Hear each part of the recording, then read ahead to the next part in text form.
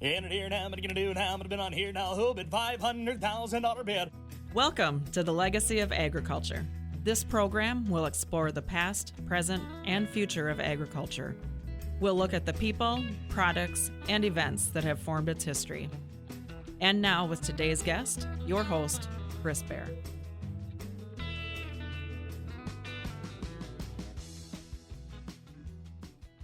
Good morning, everybody. I'm Chris Bear, your host of the Legacy of Agriculture. We're recording from our Southern Dakota facility just south of Sioux Falls on I-29, and my guest today is our lead auctioneer and equipment manager for Pfeiffer's, Andy Murnak. Andy, thanks for taking time out of your busy schedule. Yeah, good morning. It's been a wild week here. It has been a wild week, and we got to get you put on an airplane here in about 2 hours.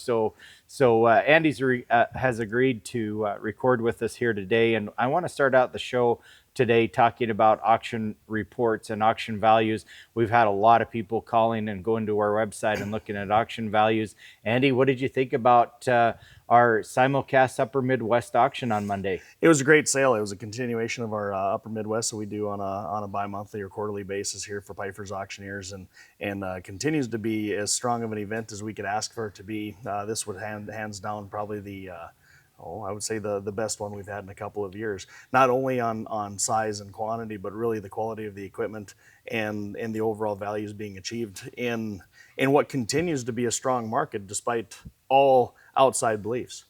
This was a unique auction in the fact that we have been piloting a program here at Pfeiffer's with simulcast auctions. Explain that process, Andy, and the direction that Pfeiffer's is trying to go. You bet. For years now, it's been kind of a tug and pull throughout the entire auction industry as to whether or not we want to continue to go down the path of being a live auction company, or if we want to start diverting into the ideas of converting some of our sales to online only.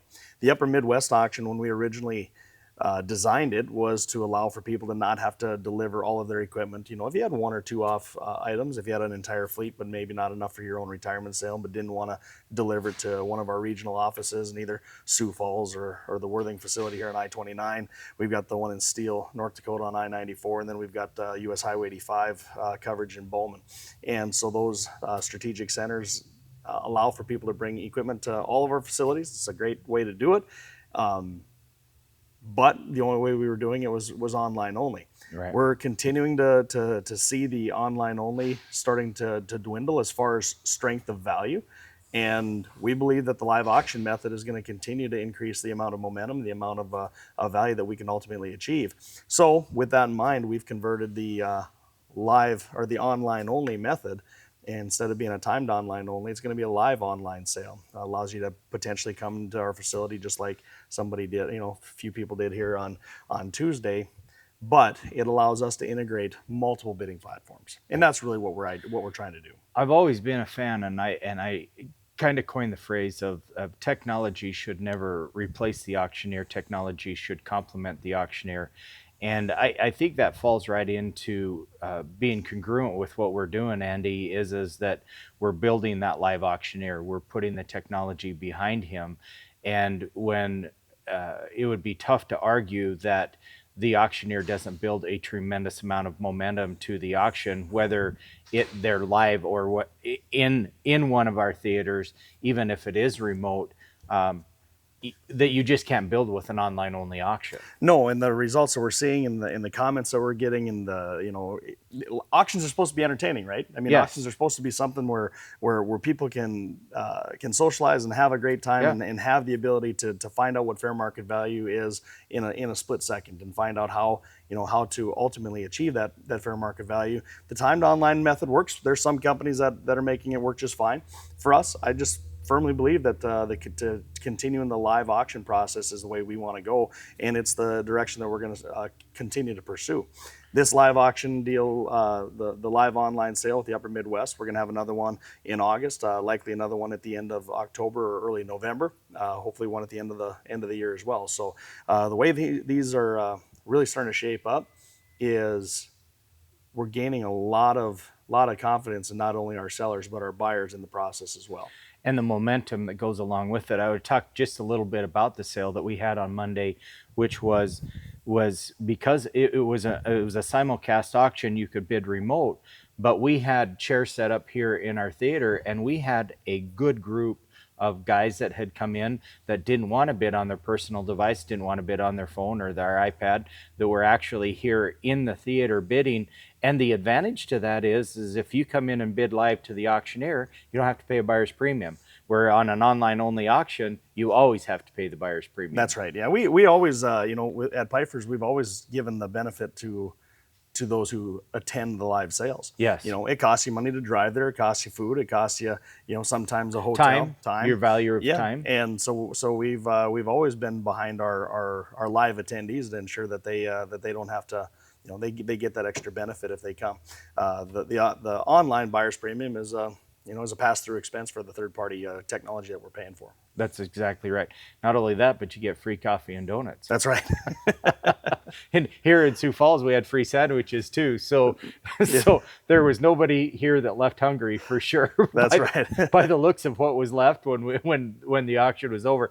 This auction was actually kind of interesting, Andy, in the fact that usually here in Sioux Falls, we're done by 3-4 o'clock in the afternoon, but we sold almost till 7 o'clock on Monday night. And the bidding was just as brisk and active at 6 o'clock as it was at 10 o'clock when we started. It was, yeah. The statistics coming back now, and we're only a couple days beyond the sale, and are starting to show that we had over 1,600 people involved in this sale between the multiple platforms that we use. So back to that again, the live auction, we want to continue the live auction process, have a live auctioneer. But with this, if the equipment's not necessarily on site, because we had equipment in Bowman, we had equipment in Steele, we had equipment in Fargo, we had equipment in Castleton, we had equipment all over the upper Midwest, in the Minnesota and parts of Iowa, Nebraska, South Dakota, Montana. And the equipment was scattered everywhere. So how do you have a live auction when not everything's on site? And this became a real trial and tribute to the idea that we can continue to do this remotely, but still integrate that live auctioneer and utilize multiple internet bidding platforms, not just one platform. And what was really fun to watch is you get registered bidders from all over the world, but what was really exciting is when you have the buyers. The buyers are the true test of the platform that you're using. And we had buyers that bought from Canada. We had buyers that bought from Mexico, and we sold machinery into Lima, Peru. That's right. Of all places. Yeah, we covered we covered basically 3 different continents. For this specific sale, we had a lot of bidding out of Europe as well, and I believe we saw the map here the other day of the online buyers and the successful bidders, and there's probably, I think there's 6 or 8 items that are heading out of country. So, yeah, I remember many years ago, and I've been in the auction business for a long time, Andy, as an auctioneer. 30 years ago, if you had somebody that registered 3 states away, that was actually a red flag. Yeah. And you go, what's going on here? But now today, to have people that again are coming and buying from Peru, from Mexico, from Canada, it's fun to watch. Yeah, and value added to our sellers, to our clients that are trying to sell and realize good prices for their equipment. It really is a worldwide market. It is. Hey, folks, I'm Chris Baer, the host of The Legacy of Agriculture. We're coming down to the end of our first segment. Andy Murnak is my guest from Bowman, North Dakota. He's our lead auctioneer for Pfeiffer's and a guest many times on my show. And it's always a good, brisk conversation with Andy. I want to lead everybody to our website at Pfeiffers.com. We've got a beautiful lines of machinery that we're selling all over the upper Midwest, and also the land auctions as well. If you want a list of all of those land and machinery auctions, you'll want to go to Pfeiffers.com. That's Pifers.com, or simply give us a call right here at our Southern Dakota facility, 605-836-2277. Pfeiffer's, nobody does it better. Hi, this is Jasmine at Pfeiffer's Auction, Realty, and Land Management. Pfeiffer's offers multiple ways to bid and buy at our equipment and land auctions. You can bid online, in person, or place pre-bids before the sale even starts. By providing convenient bidding platforms, we make sure that you can buy the items or parcels you want the way you want to. Visit Pfeiffers.com to see a complete list of our auctions. When it comes to bidding, go with Pfeiffer's. Nobody does it better. Hey everybody, I'm Chris Baer, your host of the Legacy of Agriculture. Thank you for joining us on your busy Saturday morning on WNX Radio. If you've missed any of our past podcasts, you can go to Apple, Spotify, and now on YouTube. You can pick up a lot of our archived auctions.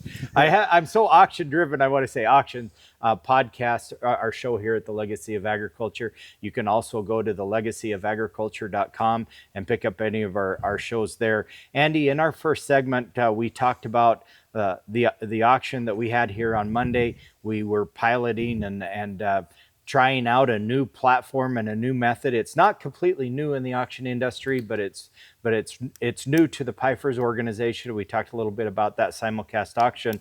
But at the end of the day, it's always about results, right? It is, and it really wasn't anything new or different for us other than we just converted our timed online sale to this method. We've been doing the live auction simulcast process since 2009. We gave the auctioneer more tools. Yeah, that's right. That's right. Yep. So we've been simulcast conducting sales through a simulcast method since 2009. So really one of the pioneers in the industry as far as we were concerned, especially in the upper Midwest. And when we converted to a timed online sale, we just needed to get a fresh change and fresh ideas for that specific quarterly sale, and that's what we're doing. The thing that's fun, Andy, as an auctioneer for Pifers, both of us are, the buyers and the sellers really never have the opportunity to look through the eyes of the auctioneer. What is it that the auctioneer sees? But I got a chuckle out of our auction on Monday because as we were getting ready and we're implementing all of this technology, we had 7 computers between iPads. That's not counting the phones that we had up here and the earbud you had on phones communicating with a remote clerk. But the amount of technology that we're using to bring these auctions to pass is staggering, and to keep all of that moving is a feat in itself. And through the eyes of the auctioneer, it's fun to watch because we use the Equipment Facts platform, we're using the Pifers platform, we are using the live bidders, and now buyers can go into our auction facility, our steel facility, and soon to be our Castleton and Hillsboro facilities. They can actually go in and bid and take a live bid remotely, and they don't have to travel 400 miles to Sioux Falls. They don't have to come from Bismarck, North Dakota, or Minot, North Dakota, all the way down here to bid live. They just go to our steel facility or our Bowman. That's a big deal, and not a lot of people know that. But that's a huge feather in the cap of Pifers and what they're trying to accomplish and what they're trying to do. Yeah, I think we've got a lot of probably more on the education side. So it's great to talk about this on your program and ours with America's Land Auctioneer or whatnot. And if we can continue to educate people and get them comfortable with our bidding process, I really believe that this method here and the way we're conducting it can really be a leader of the industry. When we talk about the technology, and I'm going to throw a curveball at you, Andy, when we talk about the technology, the USDA tells us that only 86% of the farms in the United States have internet access. Is a very interesting statistic. So what do you tell the young 75-year-old farmer that has got a flip phone, which we run into that all the time, on how to bid? And we know, and I'm going to tickle your question by saying this guy has got money. He's saved money. He's farmed for probably 60 years, but he's got a flip phone and he needs to buy a new planter, or he needs to update his planter. What do you tell that guy with our technology? We can do it the old school way too. That's right. Well, look what we did on Tuesday. We had a land auction on Tuesday. We conducted that through a timed online only method. We had an elderly gentleman that didn't have internet service where he was at. Seasoned. Yeah. Seasoned. Yeah. But he didn't have internet connection where he was going to be at that day, and didn't have anything on his phone and didn't have very good phone service. So he climbed up on top of a hill until we could talk to him, and we placed the bids on behalf of him. So, there's always a method to the madness. There's always a way to do it. There's always a way to work for our customers, and that's what we're here for. So what you're saying then, in theory, is we don't have to send those buyers to their banker or to their daughter's house or their son's house to bid. We can still take their bids the old-fashioned way. Within reason. I mean, if we're in that specific scenario, there was one bidder during an entire sale, we had the ability to take that. Now, if it became a a large class of bidders throughout an entire auction. Yeah, we generally dedicate 1 or 2 agents to have the ability to work with some phones. We have salesmen that have whether you or Kyle Waller or whatever, whether you're at a sale and maybe somebody had called you ahead of time and said, hey, I can't make it to the sale and I'm not going to have internet. Can I be on the phone with you? Well, if they're a longtime customer of yours, or maybe you want to gain their business, obviously you're going to take that opportunity and work directly with them and dedicate 5 minutes, for the items that they're interested in. If there was hundreds of people that needed to do that, it becomes quite a challenge just because from a labor force of our side. So we are going to direct you more to the website on behalf. But Sure. For the back to your answer, your question about the 86% that have internet and 14% do not.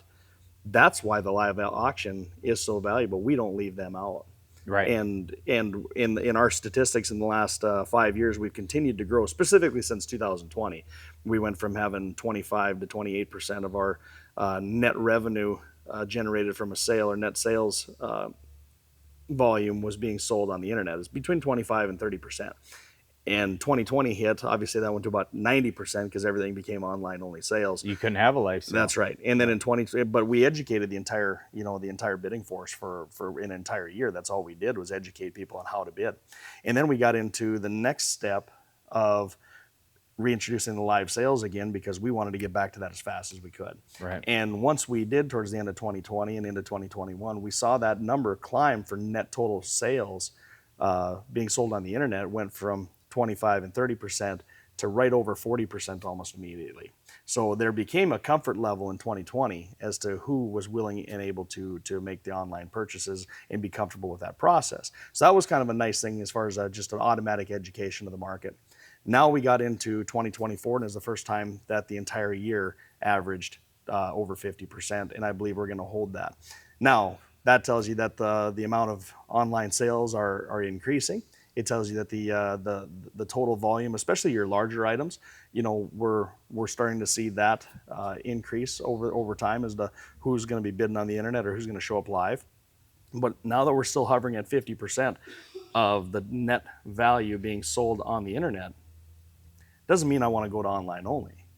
I mean, that still tells me that 50% of the butts are still in the seats. Yeah. And we do not want to alienate them. We don't want to leave them out. And we want to keep that momentum, the entertainment of the auction itself. We want to keep those buyers engaged and working simultaneously with those who are absent versus those who are on site. And we have a lot of people that want to walk around and kick the tires, and we want to make sure everything's as represented as well as we possibly can. It's the live auction versus the online auction. To me, it's kind of like we all know who Garth Brooks is. I mean, most everybody loved his music. You can listen to Garth Brooks music anywhere, but until you experience a live concert and you come to a live concert, it takes on a whole new form. And I think that the auction industry is the same way. Oftentimes when we sit down with the client, we're sitting across the kitchen table from them, or we're sitting in the business conference room or whatever it is that you can pitch an online auction. Again, we're fans of the online auctions in the right setting. That's correct. However, to experience that live auction and have the ability for that auctioneer to work with those buyers, it increases the auctioneer's ability to communicate with those buyers at a much higher level. Without a doubt. And so, how do you feel about the future of what we're doing, Andy? Well, it's as bright as you could ever ask it to be. You start talking about the technology earlier. Well, when we started in 2009, we set up a satellite dish out in the middle of the Badlands to beam a signal, and now you're talking about 7 computers. Well, why do we have 7 computers? Or basically throughout the whole room, we had probably a dozen computers set up. Right. Well, why do we have 7 on the auction block? Well, because the technology is at our fingertips, and it's very easy now. Right. It's easy to plug in. I can plug any computer in. We lost signal there for a little bit due to a battery issue with an older computer. It took about 30 seconds, and we had a new computer plugged in, swapped up, ready to go, and Mike's live. Yeah. And so the technology is just a lot simpler. And as far as the future that it holds, I think it's endless. I think there's lots of things that we're going to see coming down the pipeline. We want to continue to be pioneers in the industry, and that's the direction we're going to go. Yeah, absolutely. Hey, folks, we're coming down to the end of our second segment of the Legacy of Agriculture. We're going to be right back with some auction results, some good old hardcore auction results that we're going to tell you what some of our auctions have been bringing, and we're going to be right back. Thank you. Hi, this is Jasmine at Pfeiffer's Auction Realty and Land Management. Pfeiffer's offers multiple ways to bid and buy at our equipment and land auctions. You can bid online, in person, or place pre-bids before the sale even starts. By providing convenient bidding platforms, we make sure that you can buy the items or parcels you want the way you want to. Visit Pfeiffers.com to see a complete list of our auctions. When it comes to bidding, go with Pfeiffer's. Nobody does it better. Folks, I'm Chris Bear, your host of Legacy of Agriculture. Andy Murnack, our lead auctioneer and equipment manager for Pfeiffer Auction Realty. You're a real estate agent as well, Andy. Yeah, broker in North Dakota, South Dakota, Minnesota, and a salesperson in Montana. So I like to get around and make sure that we we have the ability to market just about anything. Well, we live in the, I'm from Bowman, North Dakota, born and raised, and we farm and ranch just south of Bowman. And Bowman is 10 miles from South Dakota, 20 from Montana, and it just made sense to, when we get into this business. We do a lot of business in the Baker, Montana, to Miles City, to Glendive, work all the way up into Glasgow and north of Billings, and in that part of the world too. So everything that we do kind of works together, whether we're going to sell the land or just the equipment to farm it. It's just going to be one of those things that if you can put it all together, it continues to grow. And Pfeiffer's is we're the 4th largest land auction company in America, and we do it with half the staff that some of the firms that are technically larger than us are. So as far as the auctions are concerned, we believe that we do we're the best in the business and make sure that we stand behind it. But with that comes a little bit of growth, and it comes with an airplane, and make sure that we have to get around and work the entire region. So I had a mentor when I was still in college, and I decided I want to get into the auction industry and I want to make a career out of it. He says, one thing you got to do is you got to be willing to wear out pickups. Yep. It's kind of like a lead pencil. You just got to be willing to wear it out. And now that I've been in the industry for all these many years, I think, man, I've wear out a lot of pickups. It almost becomes that pencil in your pencil drawer. You wear it down to nothing and go buy another one. That's right. Yeah, Jim Sabby is probably the best at wearing pickups down. I think he'll average 60 or 70,000 miles a year and very seldom leave a 400-mile radius of home. He's not driving to Florida. He's driving to North Dakota, South Dakota, and Montana. And I've seen the cab of his pickup. He spends a lot of time in it. I can always, when you get in a pickup, you can always tell a salesman's the cab of a salesman's pickup versus the guy who just drives it to work, back and forth to work, because suitcases, boxes, technology, hats, pens, McDonald's cups, sprinkled up French fries under the seat and everything. So it becomes your apartment on wheels, I think. But hey, Andy, let's talk a little bit. We talked about the technology. We talked about the auctions. Let's talk a little bit about some of the auction results that I think that people would be really interested in. And I want to just go over some of this fairly quickly. For example, here's a John Deere S770 combine that had around 1,100 hours, sold for $220,000. It went into Iowa, into the hilly country in Iowa. And it was a hillside conversion. It was a side hill conversion. It was a Hilco side hill conversion, not to be mixed up with a hillside conversion. Yeah. And so they're rare to find. We've only sold a couple of those in probably the last 5 or 6 years, and so it's always interesting to see the different buyers that come into play when you have something that specific and that special. And that's where the multiple bidding platforms comes into play, and why the live auction, for us, for the upper Midwest sale is so important. It's because of items like this, and because of items like the Ditch Witch that you'll get into here in a little bit. They're become little specialized items, and we have to get that marketing in front of specific buyers. And that's where the method of this specific sale becomes very important. I had a telephone call, speaking of that side hill combine. I had a gentleman that called me and said, "You're in Sioux Falls, South Dakota. You're south of Sioux Falls." I said, "Yep." He says, "Isn't South Dakota flat as a tabletop?" And I said, "Absolutely it is." So he says, "Why do you have a side hill combine on your auction?" I says, "The answer is pretty simple." I says, "You throw a rock from here that starts at the Los Hills, and they do a lot of side hill combining just 30 miles, 40 miles from us." So when we did the marketing on this auction, we looked at different demographic areas, because we knew we were for a South Dakota auction company based here in South Dakota, and you don't sell those combines in North Dakota, that's for sure. Right. Is we got together with Kara and Bailey up in our marketing team and said, what can we do here? And they went to work, and we flushed out those buyers, and we had a handful of buyers for that combine that I was very, very happy with. And 3 solid buyers all the way to the end. So yes, yep. And at $220,000, I thought that was a good market for a combine with over 1,000 hours on it. And for a plug for the live auctions, the bidder that bought that combine was sitting right in the front row. When he got done, he walked back to the back. He wrote Jasmine a check for that combine. He was proud as punch to have bought such a nice combine. Yep. He came to buy it.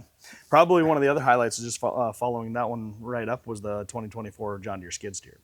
So go ahead and you can get into that one. So we had a John Deere 2024 John Deere 335P skid steer that had 275 hours on it. That's a track skid steer for those that are familiar with them or not familiar with them. And that skid steer brought $94,000, and we actually had national attention on the value of that skid steer. When I sat with our consignor and we visited about some of the values and what to expect on our auctions,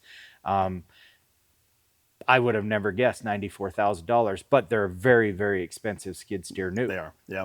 We kind of had a peg for the mid 80s, maybe 88, 89,000 was kind of the ultimate target for the day, and for it to hit at 94,000, I felt was a home run, and likely one of the highest selling skid steers in the nation. Yep. Yeah, very, very, very good sale. To move on to another star of the auction was a 2022 John Deere C8R corn head. This was a non-chopping head. It had brushes for gathering chains. It was set up, and it was a nice head that brought $66,000, and I would say that's a leading price on an 8-row corn head. And we had if I remember right, and watching the bidding, we had 4 or 5 solid bidders all the way to the end. That's right. And a lot of telephone calls on that header. Yeah, it sold at $66,000, and we had 5 bidders place bids over 60. Yep. So it was pretty impressive to watch. And again, the high bidder was sitting in the seats, and that he came for that one item, turned around, wrote his check, and left. Yep. So kind of fun to get in off into the ditch on something different. Here's a manure spreader. That was a vertical beater manure spreader, as a 2023 that brought $65,000. And I would guess back in 2022 or 2023, when he bought that manure spreader, he probably didn't pay a whole lot more than that new, but it was nice. Yep, it'd have been right there in the same ballpark, the JBS model, and at $65,000, it just really shows the quality and condition that machine was in, because you don't find them even 3-4 years old that still look in as good a shape as that machine was. Yep. So let's go to the mower conditioner, a C450, a John Deere C450 mower conditioner that was also a 2023 that brought $40,000. Yep, without a doubt, and a lot of really good hay equipment that was bringing solid market price all the way up and down this entire sale. All right. Hey, folks, we're down to the end of our 3rd segment of the Legacy of Agriculture. Thank you for joining us. We're going to be right back in our 4th and final segment. Hi, this is Jasmine at Pfeiffer's Auction Realty and Land Management. Pfeiffer's offers multiple ways to bid and buy at our equipment and land auctions. You can bid online, in person, or place pre-bids before the sale even starts. By providing convenient bidding platforms, we make sure that you can buy the items or parcels you want the way you want to. Visit Pfeiffers.com to see a complete list of our auctions. When it comes to bidding, go with Pfeiffers. Nobody does it better. Hey folks, we're back with our 4th and final segment. I'm Chris Berry, your host of the Legacy of Agriculture. Andy Murnack is joining us. We had a great conversation about our auction last Monday, and going to continue to talk about some values. One of the interesting things on the auction, and a shout out to our online bidders, was a Rouse 99 sickle bar cutter. Yeah. So you're in hay country, you're in grass country where those are very popular. Tell us a little bit about those. It's pretty rare to find a sale in the upper Midwest or up in North Dakota, west or north of Bismarck, that doesn't have a 99 in it. Right. I mean, the Rouse mowers basically from Jamestown west is probably the more popular areas where you find them. But generally, we have 1 or 2 of them for sale in just about every sale. Quality and condition wise, you'll see them run anywhere from $7,500 if they need a lot of work and repair, all the way up to $12,000, $13,000, $14,000 for some that are showing some use to them, but are still in really, really good rig. Right. We started this. Did we even get a bid at the auction? I think the pre-bidding basically ran the first one up. We had a 2014 model, right? I believe we had a 2014 and a 1999 model. We had a 2014 double nine Rouse mower that, I mean, we're talking 11 years old. It looks pretty impressive, though. I mean, the machine itself looks. It was a 9 out of 10. It was a 9 out of 10. Yeah, and the auction, before the auction even started, we were at 19,250, I believe, is what it ended up at. And I don't believe we got another bid at the sale. I think it brought 19,000 right on the button. Yeah, so it brought $19,000. So we were at 19,000 when the sale started, because we do allow for pre-bidding for a week, and almost immediately when that mower hit the market, the bidding activity started. So it was hands down the hottest item of the sale as far as a week prior to the auction. I doubt he paid much more than that new No. for that double nine. Not in 2014. Yeah. So if not, he might have made a little money on that one. So, but and that's fun to watch. That's fun to see a seller that has bought something, used it for a few years, took really good care of it, and brought it back to the sale and got his money back. Yeah, and hay equipment's probably the only type and style and kind of equipment that I want to see at an auction during the season, right? I don't want to sell a combine in September when combine season's going on. The only people we're trying to target is somebody who potentially burned one up the night before. Right. So generally you're not going to go into harvest without the combine that you're going to intend to harvest with. Correct. So kind of a precursor is I would much rather sell a combine in January than I would in September. Right. Now, hay equipment, on the other hand, it's almost like operators or farmers or ranchers who are getting into the hayfield believed that they had the equipment that they want to use, get into the hayfield like, nope, give me something different. That's true. We're ready to upgrade. We didn't realize that this baler is going to give us this many fits this year. So they're always in the market for that. And we had a 560M that we sold here in this sale, brought really good value. Last week we sold two 569s that I believe were probably record 569 sales in the last few years. They only had 11,000 bales coming from a retirement and an estate auction, all combined into one. But two brothers each had their own 569 balers, and that's a few models old now, the 569, and they were 24, 25,000. So the market for the John Deere balers and the Vermeer balers really holds true. Well, as we're getting close to the end of the show today, let's talk about the two grand champions of the sale. We had a matched pair of 2023 John Deere 8R 410 mechanical front wheel drive tractors. Now these tractors were loaded to the gills. They had the ILS transmission, or ILS front ends, had the power shift transmissions, they had the high speed transmissions. They were dualed up front and rear, full rack of front end weights, wheel weights. I mean, these were as sharp a tractors you ever find, and they brought $365,000 a piece, which, as we looked at other auction results for that particular day, Pfeiffer's by far exceeded what the marketplace was actually showing for that auction. That's right. There's been a lot of those front-wheel drive 8R tractors on the market here for the last few months, and just the sheer quantity of how many have been on the market always makes you wonder how long that market's going to hold true. Obviously, it's a nerve-wracking time for the auctioneer when you're sitting up on there with a gentleman's, entire financial dream on your hands. It's a lot of pressure. Yeah, it's a lot of responsibility. So you're always studying the market and ensuring that we're trying to find buyers for them, and we did. I mean, there was definitely bitter interest from all over the country, and a couple of overseas bids on those particular tractors as well. The local market was really strong up until the end, and then all of a sudden we had some new buyers come in through the online bidding platforms, and ultimately prevailed as the winning bidder. We did offer those two tractors as a high bidder choice because they were matched. They were a match set. They were set up identical. They had basically all the same features, and were 100 and some hours apart, difference in total hours. One had 780, the other one 930, I believe. So, 100 hours and change difference between the two. In this particular scenario, and this is the second time we've seen this in the Sioux Falls facility, is the high bidder at $365,000 was offered the opportunity, and he did, and he took them both. Yep. Yeah, he wrote a big check. The morning of the auction, I had an older gentleman that called me. He says, I can't be to the auction. I'm not going to be in front of a computer. And he left a bid of $345,000 on that tractor. He says, what do you think? And I says, I think you got a chance of owning one. And I didn't even get a chance to to put him in. Not only did the winning bidder was awarded those tractors, but there were people that chased him all the way to the top. And that's one of the things that I really like about the Pifers organization is that it's a true tried and true bidding process with Pifers. Yep, without a doubt. And we want to welcome anybody to participate in our sales, whether you're going to do it remotely or live or need some bidding assistance, because we definitely have the crew that's ready to be here and help. So we also sold a 2021 John Deere 6155M tractor with a loader on it. Now this didn't have a grapple on it, which if you're a hay operator and feeding round bales, you got to put a grapple fork on it, but it sold really well too. Yeah, $115,000 for a 6155M with some hours on it. It was a really nice tractor, very well cared for. The buyer should be extremely happy about not only the purchase, but the quality of the item that he got. You know, it was fun to have this auction, Andy, and we're getting down to the last couple minutes of the show.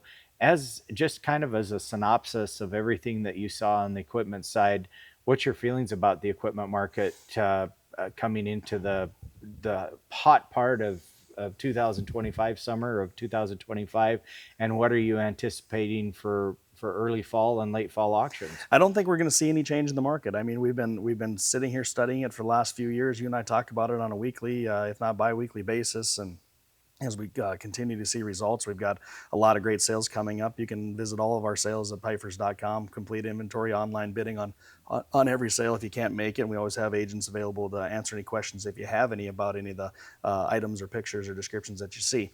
And if we're going into the market itself, you know, we anticipated maybe a slight holdback or pullback on the market probably 6 or 8 months ago, and it honestly never delivered. We had a really continually, continual strong values as we continue to progress throughout the season, especially in 2025.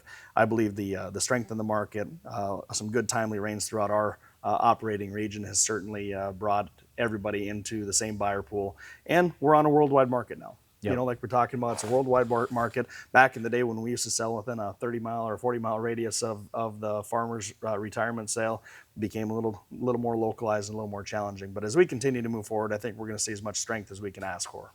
Hey, thank you, Andy, for joining us. Good luck on your sale today. We're going to fly you out of Sioux Falls up to Botno, North Dakota to sell a sale here just in a couple hours. We appreciate you for joining us. I'm Chris Bear, your host of the Legacy of Agriculture. Thank you for joining us. Apple, Spotify, and YouTube, where you'll find previous episodes. We'll see you next week. Thank you. In it here now, what are you gonna do now? I'm been on here now. Who bid $500,000 bid? We hope you've enjoyed today's edition of The Legacy of Agriculture with Chris Bear, sponsored by Pifers Auction, Realty, and Land Management. Call Pifers at 605-836-2277.